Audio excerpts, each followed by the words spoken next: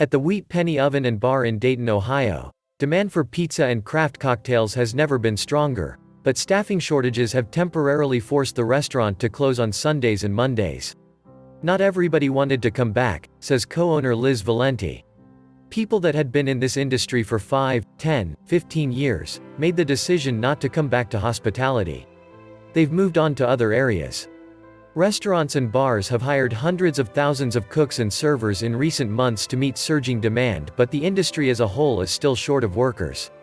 At Wheat Penny, sales have topped pre-pandemic levels, but they would probably be higher still if Valenti could find enough workers to operate 7 days a week.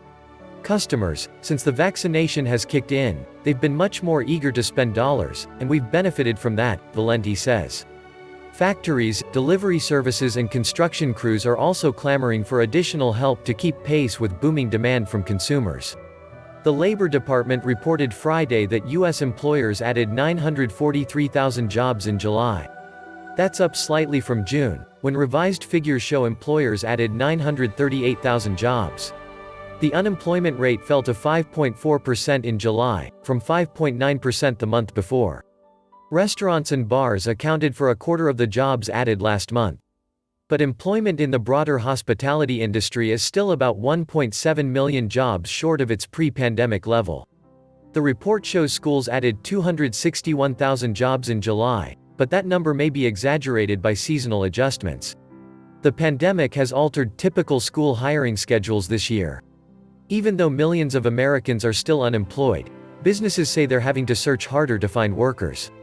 We saw a huge increase in the number of job postings offering signing bonuses, and advertising that starting salaries were $15 an hour, says Julia Pollack, a labor economist with the job search website ZipRecruiter. Average hourly wages in the hospitality industry were 9.6% higher in July than they were a year ago. Some big public restaurant companies, such as the Cheesecake Factory and Chipotle, say they've been able to staff up successfully since raising wages, but many firms are still struggling. Valenti has raised pay for her line cooks from $13 to $15 an hour, and she's also touting fringe benefits not usually associated with restaurants. There's paid vacation, she says. There's health insurance that we underwrite. There's a 401k match. So we really are trying to get people to see that they have the capacity to earn a good living here as well as to have a good quality of life. Some would-be employees are waiting for schools to reopen or for more people to get vaccinated before going back to work. And the surge of new coronavirus infections tied to the Delta variant may cloud the economic outlook going forward.